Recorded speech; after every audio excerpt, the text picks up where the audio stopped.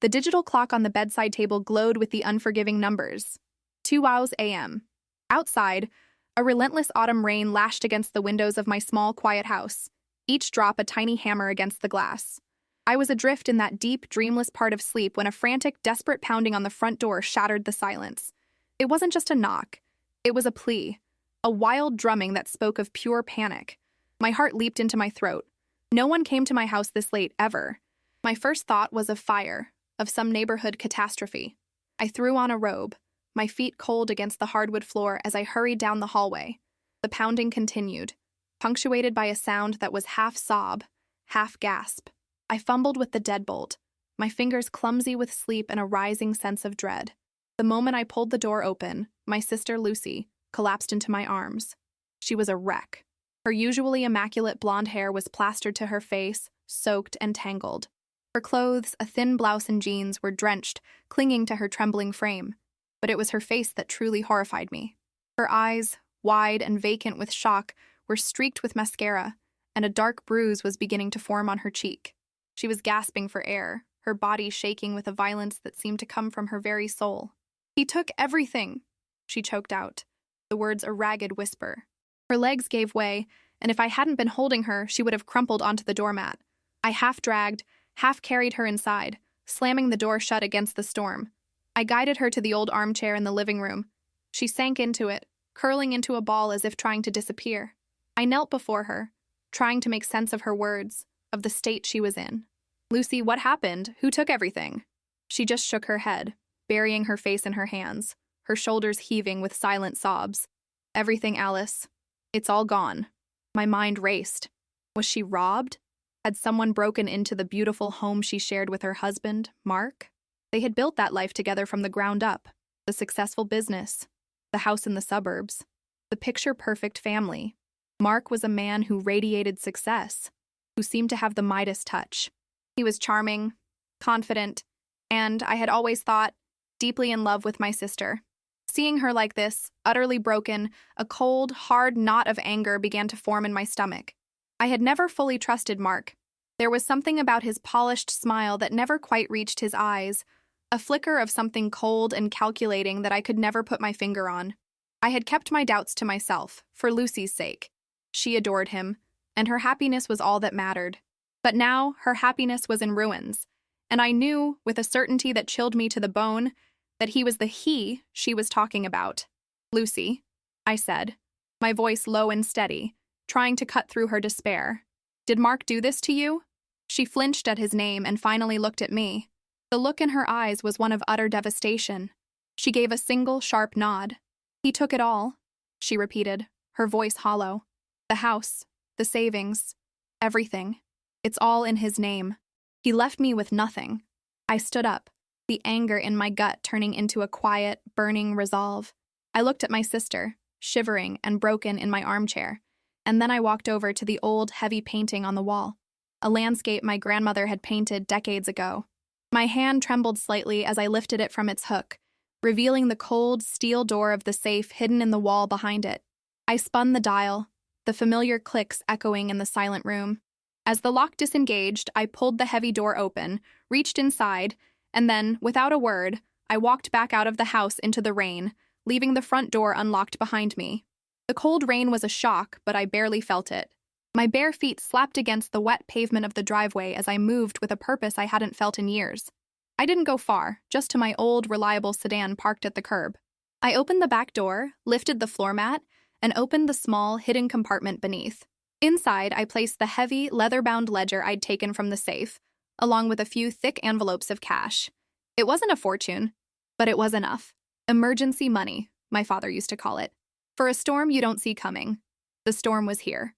I locked the car and walked back to the house, the rain starting to seep into my robe. I had left the door unlocked for only a few minutes, but it felt like a lifetime. As I stepped back inside, the warmth of the house was a stark contrast to the cold fury that was now solidly in my chest. Lucy hadn't moved. She was still a small, broken figure in the large armchair. My first priority was her. I grabbed a thick blanket from the linen closet and wrapped it tightly around her shoulders. Then I went to the kitchen to put on the kettle. While the water heated, I found some of my old, comfortable clothes, a soft sweatshirt and sweatpants, and a towel. Lucy, come on, I said gently, touching her arm. Let's get you out of these wet things.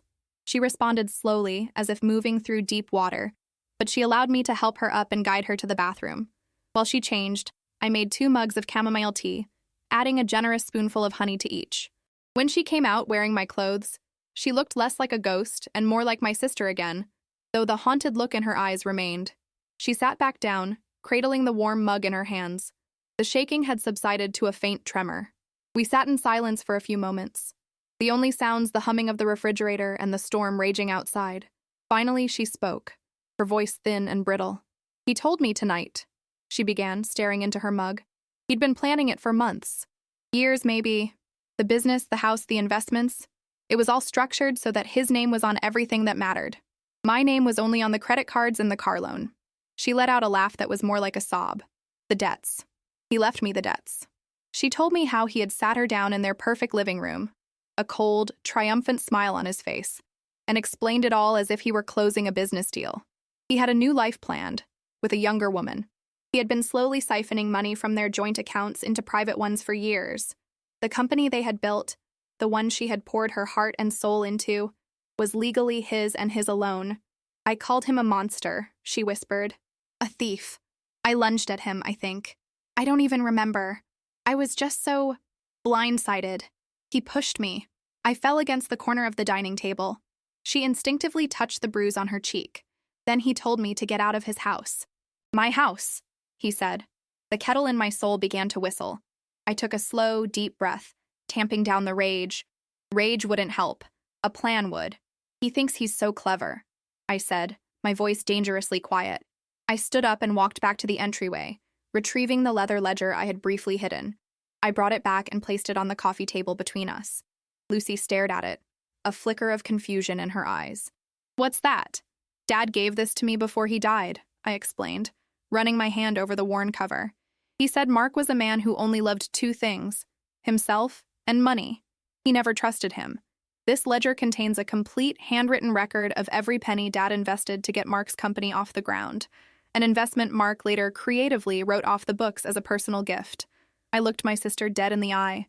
He thinks he took everything, Lucy. He's wrong. He just gave us a reason to take it all back. A single tear traced a clean path through the grime on Lucy's cheek, but this one felt different. It wasn't a tear of despair, but of dawning, fragile hope. Her fingers, still trembling slightly, reached out and touched the aged leather of the ledger, as if it were a sacred relic. Dad did that? She whispered, her voice thick with emotion. He did more than that, I replied, opening the book. The pages were filled with our father's neat, meticulous handwriting, columns of dates, figures, and notes. He didn't just give Mark the money. It was a formal loan to the business entity with interest. Dad documented every transfer, every handshake agreement, every time Mark promised to formalize the stock options, and then conveniently forgot. He even kept copies of the preliminary agreements Mark drafted before he had them revised by his lawyers. I flipped through the pages, showing her.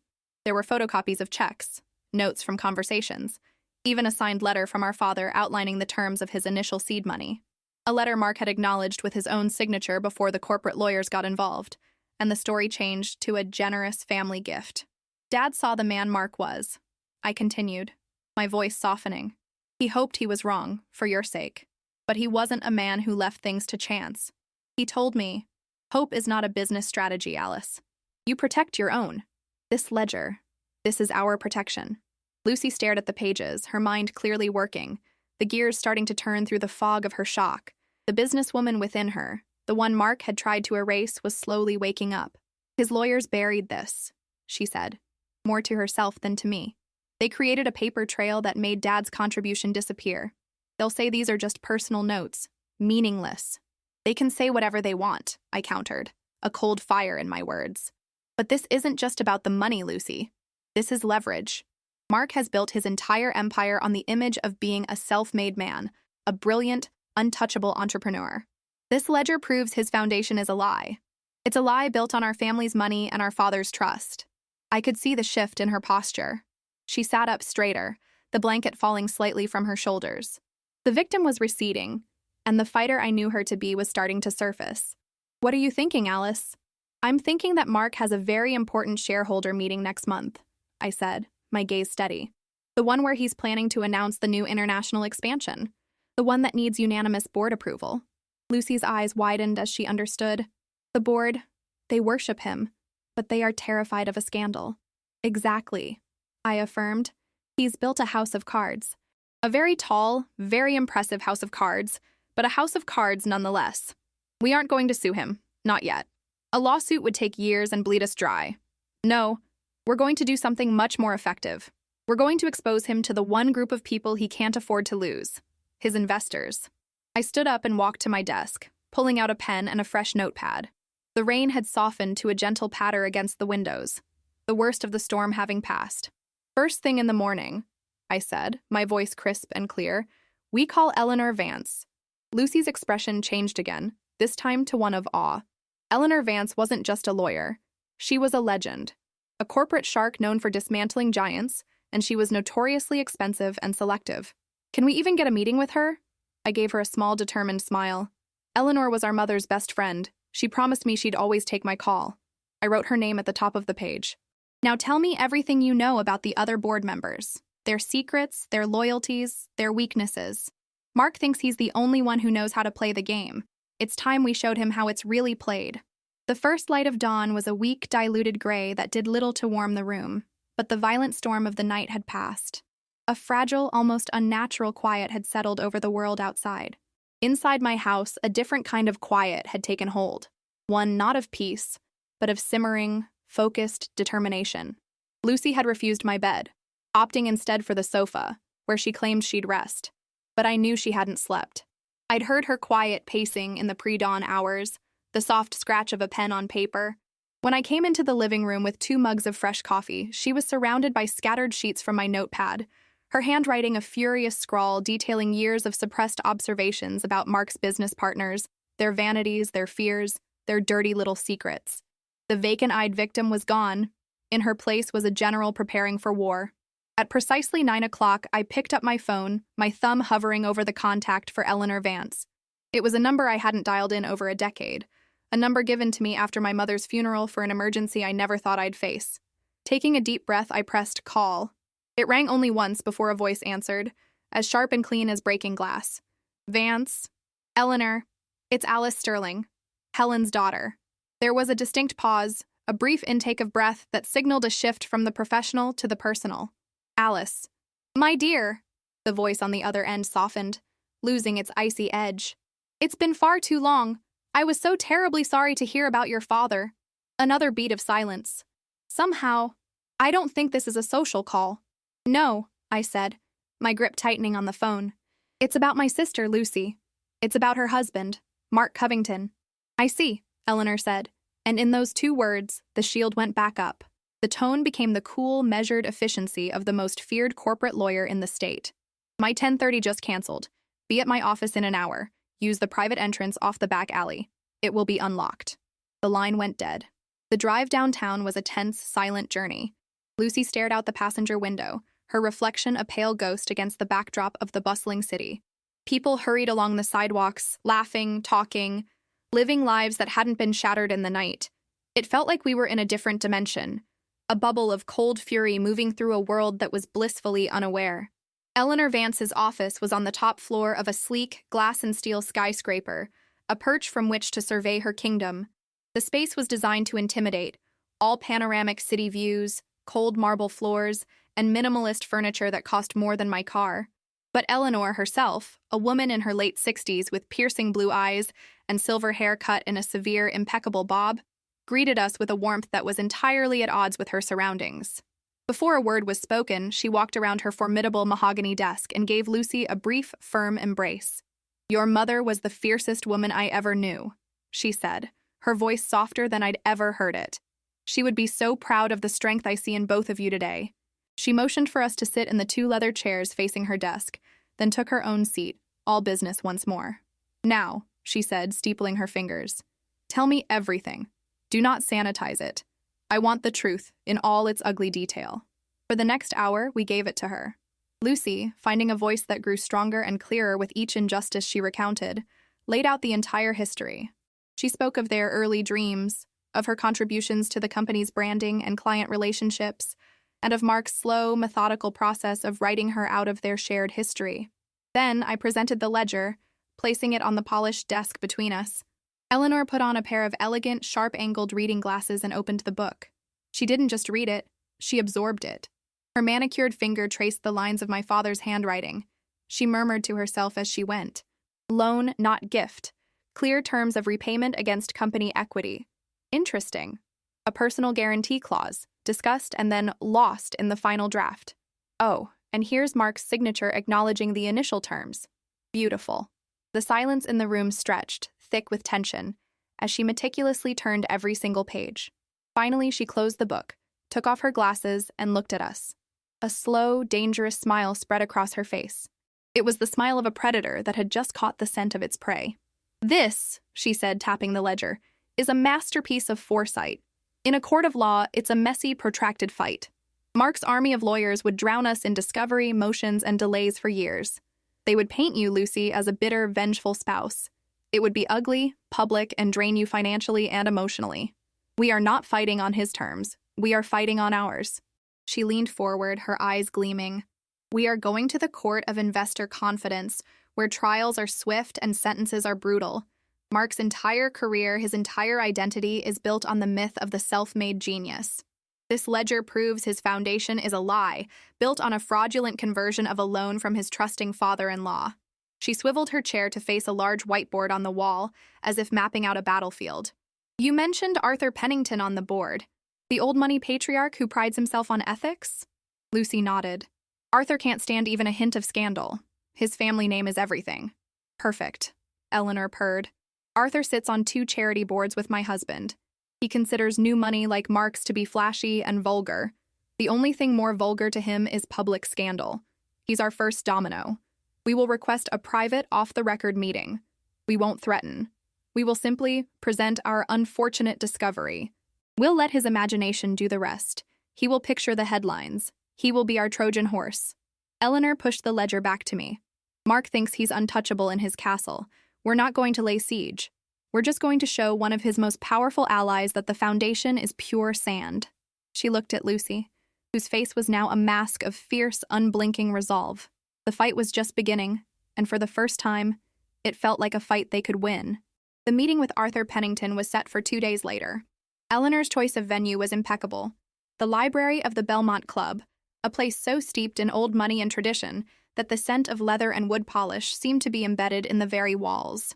It was Arthur's sanctuary, a place where he felt in control.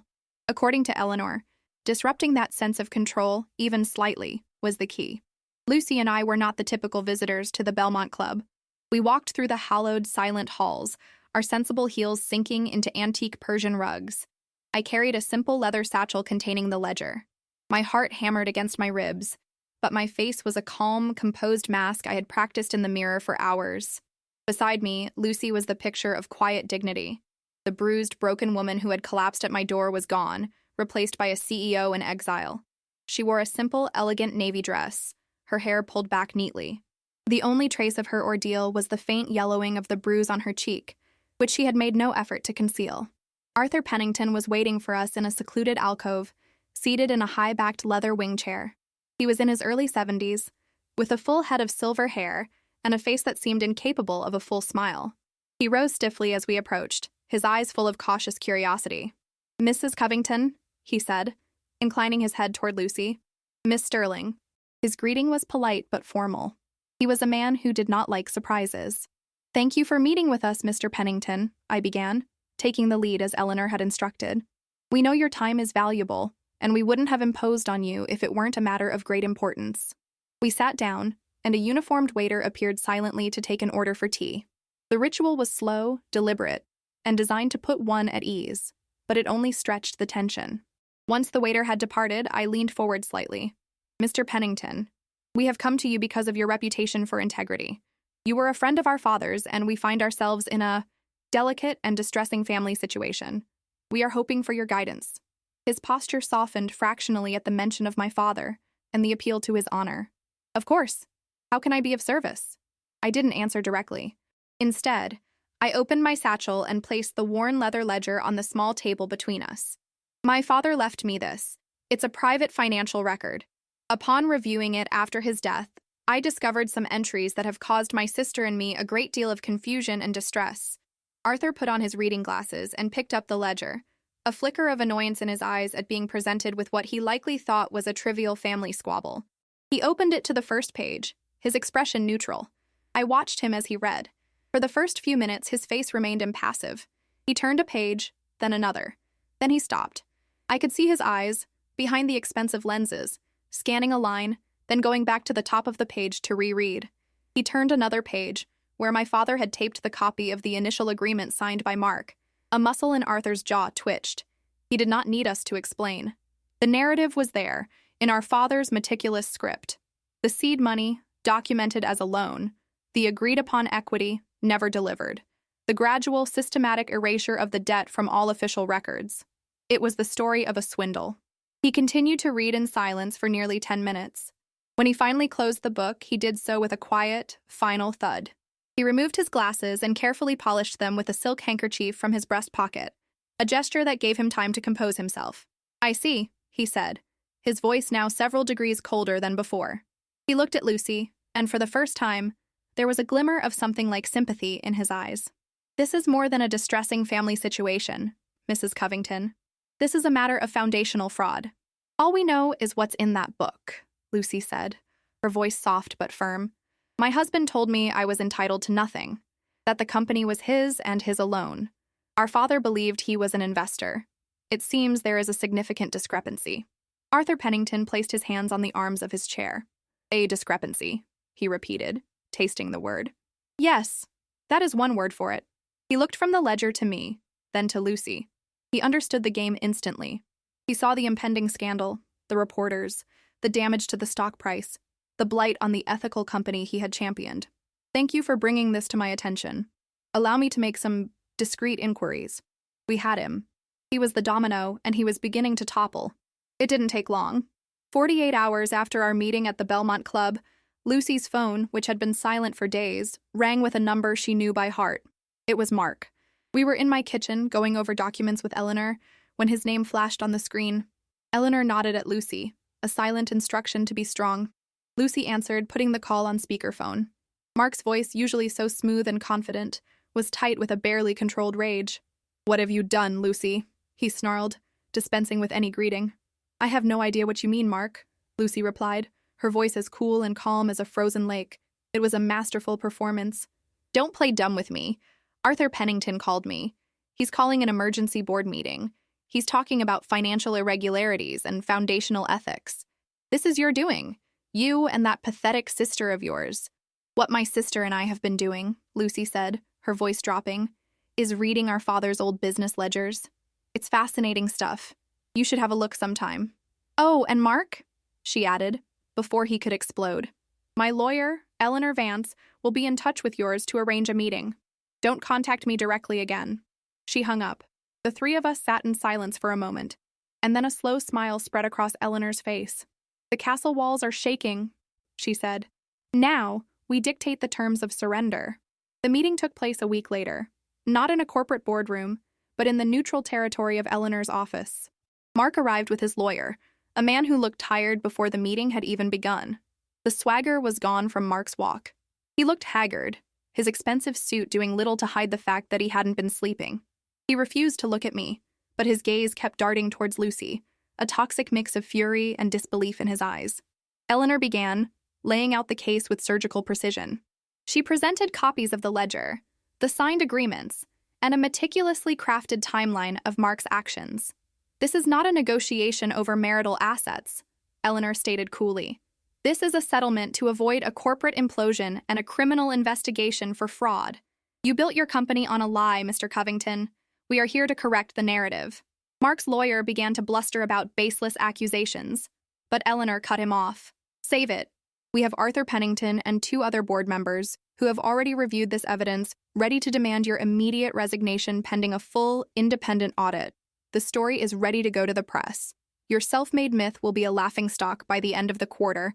Now, shall we discuss the terms, or do I make those calls?" Mark was trapped, and he knew it. His face was pale. "What do you want?" he finally bit out, his eyes locked on Lucy. This was her moment. Lucy leaned forward, her voice devoid of anger, filled only with an unbreakable, quiet strength. I want what was owed to my father, repaid to his estate with interest, effective immediately. I want 50% of your personal stock portfolio, representing the half of the company that was built on my family's money and my unpaid contributions. I want the house, free and clear, and the immediate settlement of all debts you assigned to my name. You will sign a non-disclosure agreement about our personal and business affairs, and you will disappear from my life. She paused, letting the weight of her demands settle in the room. You didn't just take the money, Mark. You tried to erase me. You tried to make me nothing. This is the price for your mistake. There was no negotiation. There was only the silent scratch of a pen as Mark, cornered and defeated, signed away the empire he had stolen. 6 months later, Lucy and I stood on the deck of the house, her house. She had sold it, refusing to live in the ghost of that old life. With the proceeds and the capital from the settlement, she had started her own consulting firm, advising small businesses. She was thriving, not on revenge, but on her own talent. She was her own self-made woman. The storm had passed, leaving the sky clearer than before. She had faced the worst of it, and had not only survived but had been reborn. I looked at my sister, her face turned toward the sun, a genuine smile playing on her lips, and I thought about the safe I had opened in the dead of night. It wasn't just a ledger I had taken out. It was justice. It was a promise kept. It was the key that unlocked not just my sister's future, but her very soul. Life can push us to the very edge, stripping away everything we thought we were. But sometimes it is only when we are left with nothing that we find the strength we never knew we had. It is in the darkest nights that we discover the courage to fight for the dawn. If this story touched your heart, share it with someone who might be facing their own storm and needs a message of hope.